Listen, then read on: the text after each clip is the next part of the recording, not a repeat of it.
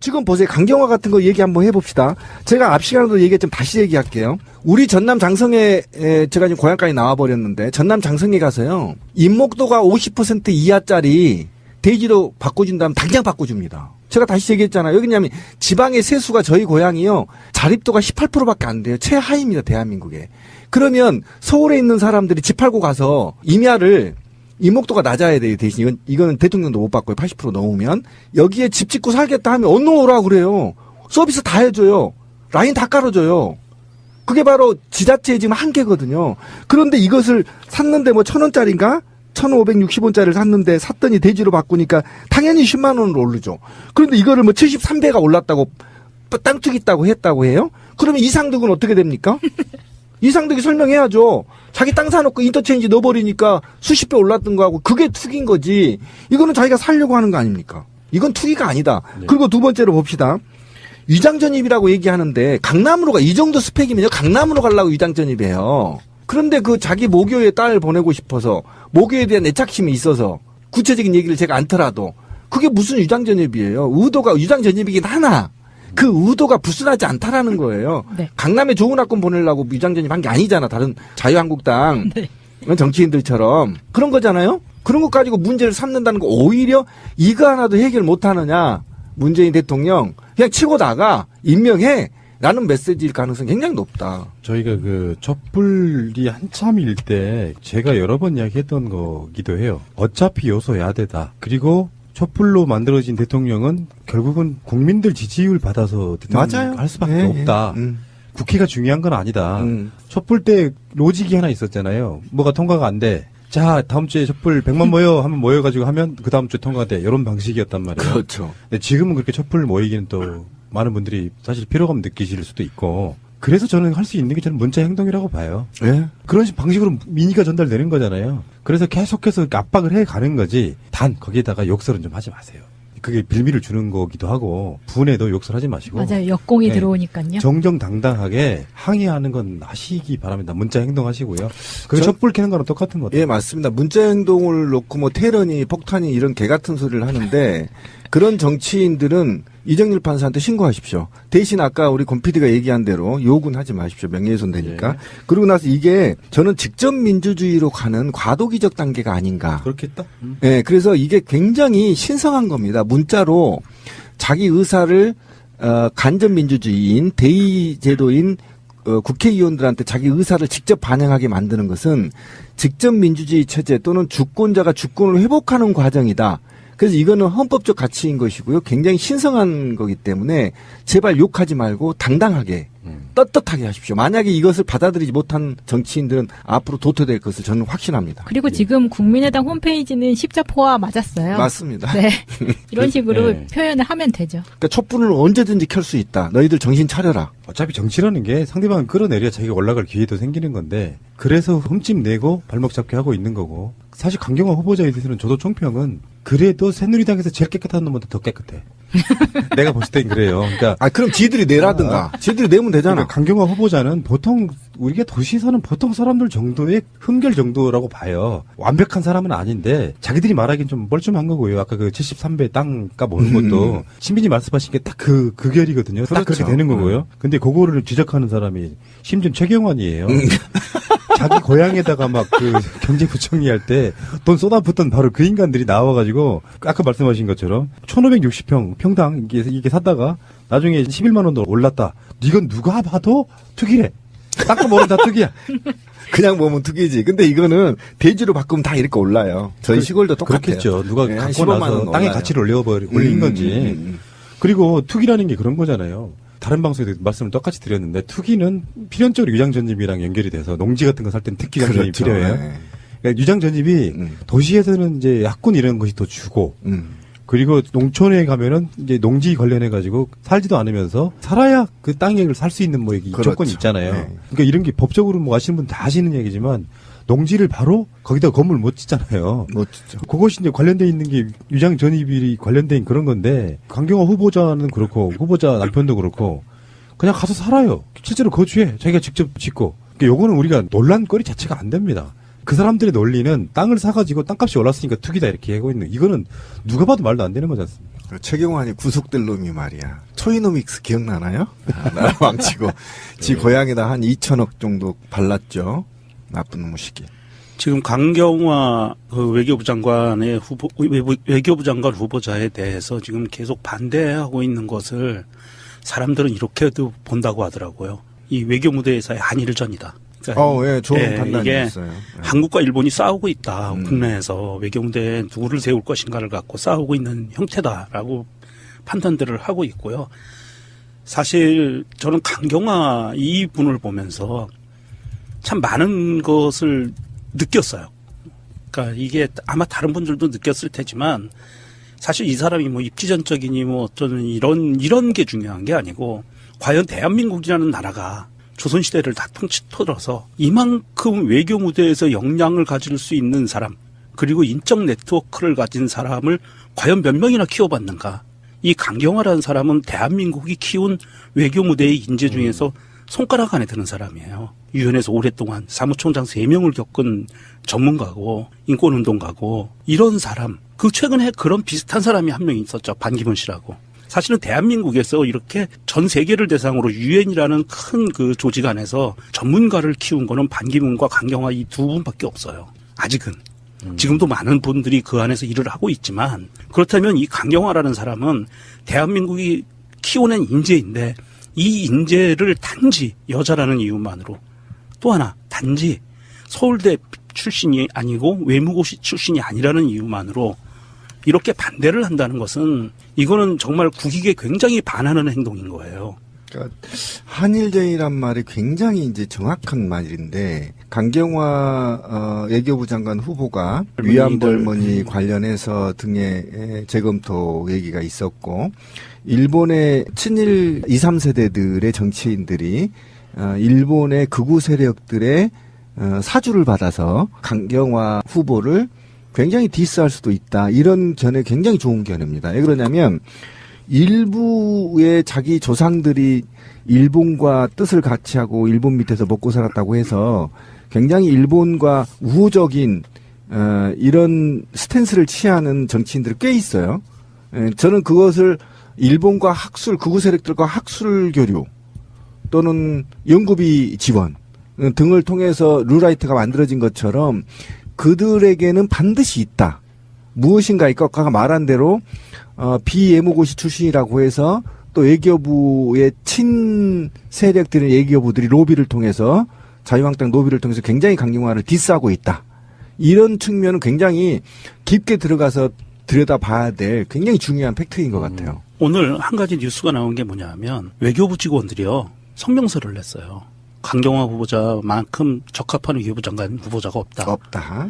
그러니까 이 외교부에 있는 그 공무원 노조 외교부 지부에 있는 분들이 성명서까지 발표할 정도였어요. 그러니까 이 야당들이 이것을 대놓고 그렇게 반대만 하기는 쉽지 않은 것 같다. 그리고 반대해서 안 된다.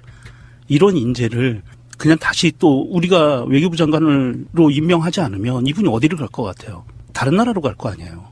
유엔으로 다시 가든지 여러 가지 방법이 있겠지만 이런 소중한 인재를 우리가 이런 또 그분이 갖고 있는 네트워크 외교 무대에서의 인적 네트워크를 우리가 전혀 사용하지 못한다.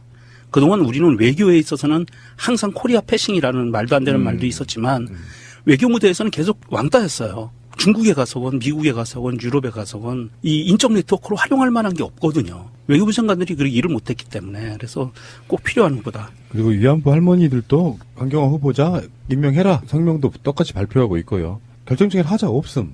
청문회 해보니 언론들이 제기한 대부분 다 거짓말이었음. 의혹들 대부분 다 거짓말이었음. 이런 거고요. 근데 잔잔한 화제가 난 게 이제 어제 그 특석에서도 이야기를 했습니다만 친정 부모님을 딸이 모시는 남편 재산과 서로가 재산을 모른 채로 내가 벌어서는 우리 친정 엄마 봉양하고 남편은 남편대로 그렇게 해서 서로 간의 재산 관계를 전혀 이렇게 교류하지 않는다는 거예요. 아, 요거 멋있습니다. 그래서 지금 난리 났어요. 거기다가 뭐 전 의원까지 나서가지고 이 부분에 대해서는 높이 평가한다. 굉장히 높이 평가하는 여성들이 쌍수를 들고 환영하는 그렇죠. 상태. 보통 뭐 한국의 여자분들 친정 부모님이 용돈 모르게 주는 경우도 있고 그죠. 그렇죠.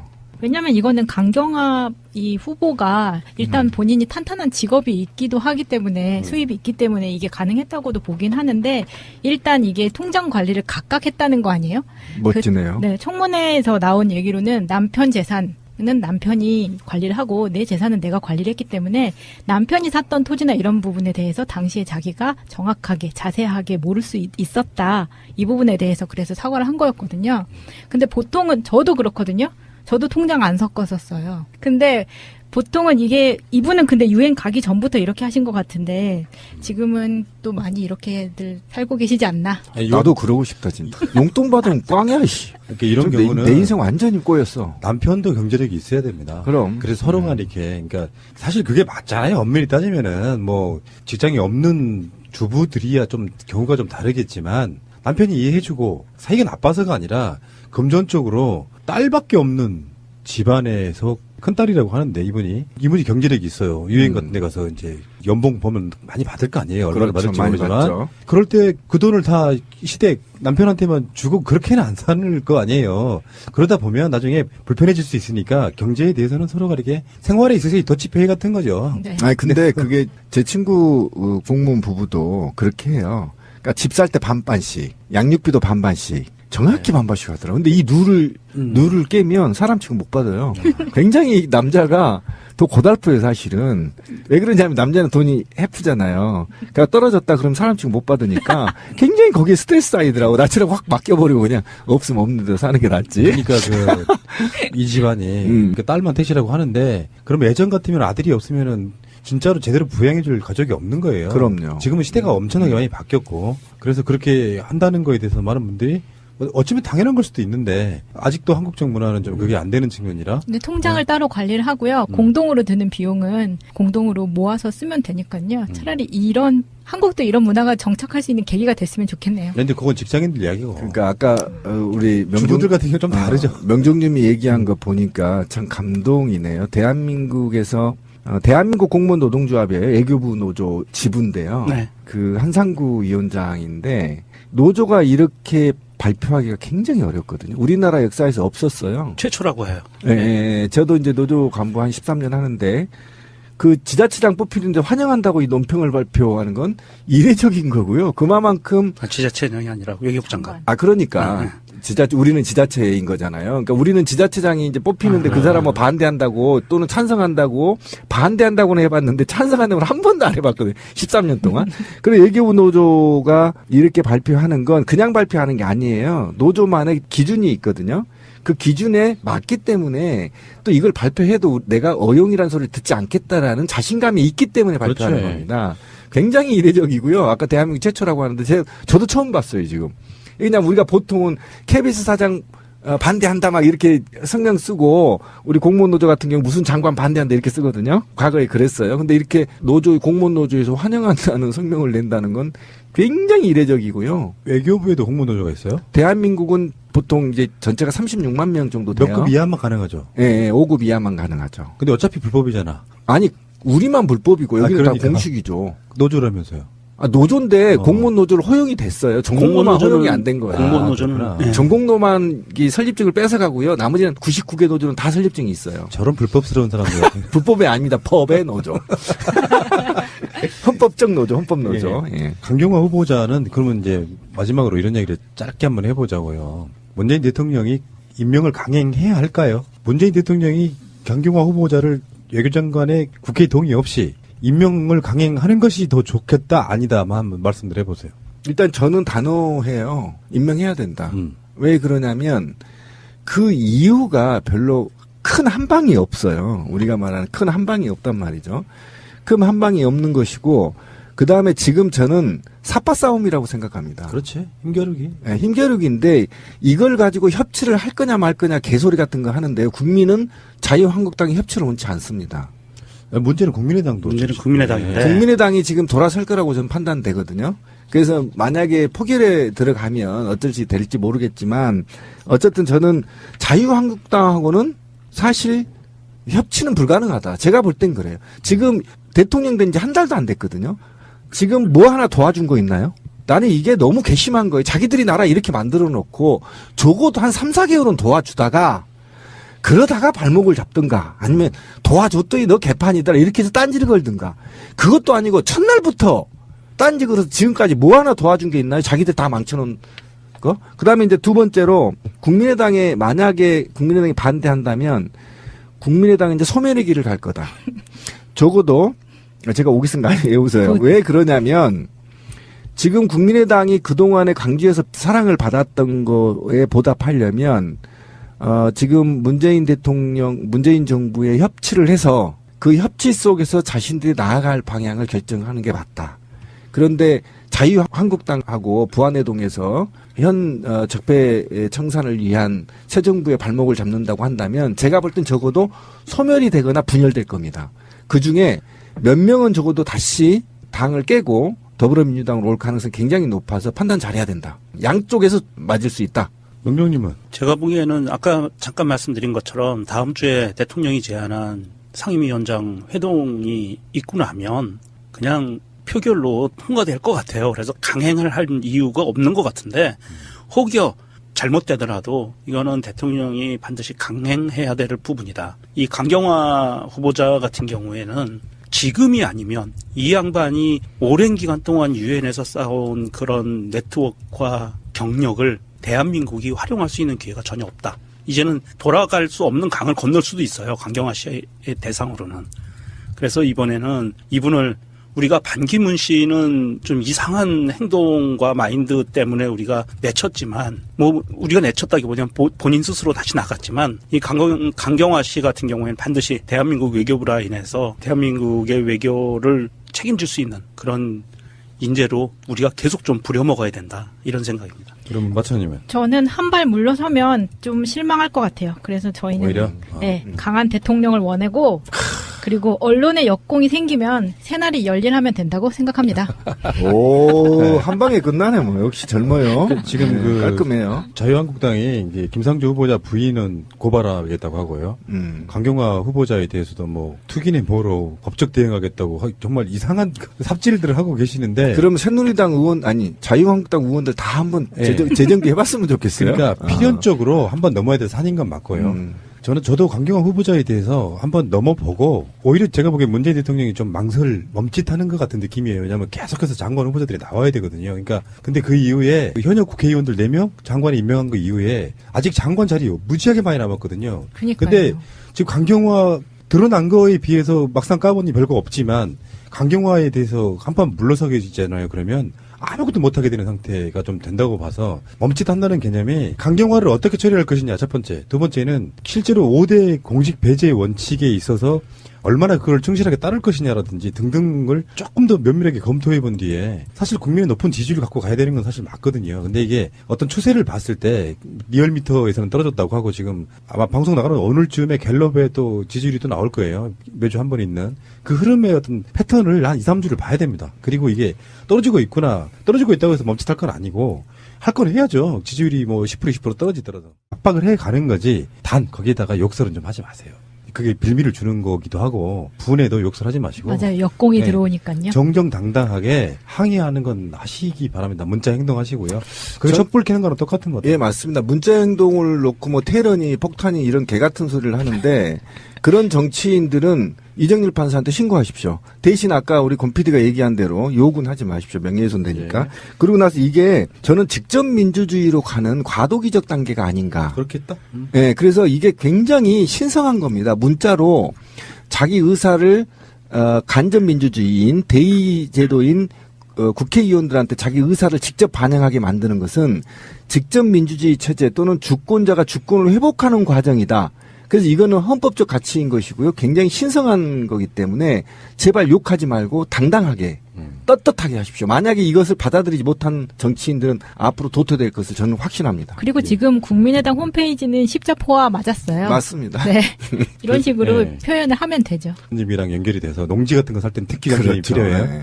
그러니까 유장 전입이 도시에서는 이제 약군 이런 것이 더 주고 그리고 농촌에 가면은 이제 농지 관련해 가지고 살지도 않으면서 살아야 그 땅을 살 수 있는 뭐 이 그렇죠. 조건이 있잖아요. 네. 그러니까 이런 게 법적으로 뭐 아시는 분 다 아시는 얘기지만 농지를 바로 거기다 건물 못 짓잖아요. 멋지죠. 그것이 이제 관련돼 있는 게 유장 전입이 관련된 그런 건데 강경화 후보자는 그렇고 후보자 남편도 그렇고 그냥 가서 살아요. 실제로 거주해. 자기가 직접 짓고. 요거는 우리가 논란거리 자체가 안 됩니다. 그 사람들의 논리는 땅을 사가지고 땅값이 올랐으니까 투기다 이렇게 하고 있는, 이거는 누가 봐도 말도 안 되는 거지 않습니까? 최경환이 구속될 놈이 말이야. 초이노믹스 기억나나요? 나라 망치고 지 고향에다 한 2천억 정도 발랐죠. 나쁜 놈의 시기. 지금 강경화 외교부 장관의 외교부 장관 후보자에 대해서 지금 계속 반대하고 있는 것을 사람들은 이렇게도 본다고 하더라고요. 이 외교 무대에서의 한일전이다. 그러니까 예, 좋은 이게 판단이었어요. 예. 한국과 일본이 싸우고 있다. 국내에서. 가려고 위장전입해요. 그런데 그 자기 모교에 딸 보내고 싶어서 모교에 대한 애착심이 있어서 구체적인 얘기를 제가 않더라도 그게 무슨 위장전입이에요. 의도가 위장전입이긴 하나 그 의도가 부순하지 않다라는 거예요. 네. 강남에 좋은 학군 보내려고 위장전입한 게 아니잖아. 다른 자유한국당 네. 정치인들처럼 그런 거잖아요. 그런 것 가지고 문제를 삼는다는 거 오히려 이거 하나도 해결 못하느냐. 문재인 대통령 그냥 치고 나가 임명해. 라는 메시지일 가능성이 굉장히 높다. 저희가 그 촛불이 한참일 때 제가 여러 번 이야기했던 거기도 해요. 어차피 요소 야대다. 그리고 촛불로 만들어진 대통령은 결국은 국민들 지지율 받아서 대통령 맞아요. 할 수밖에 예, 없다. 예.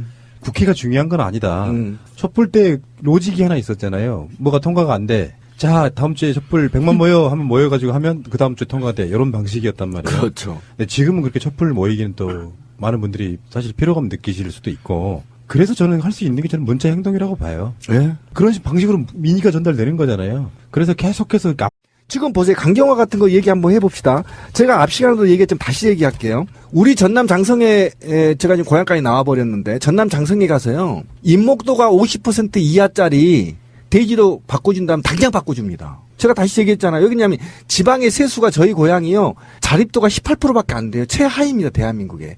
그러면 서울에 있는 사람들이 집 팔고 가서 임야를 인목도가 낮아야 돼요. 대신 이거는 대통령도 못 바꿔요. 80% 넘으면.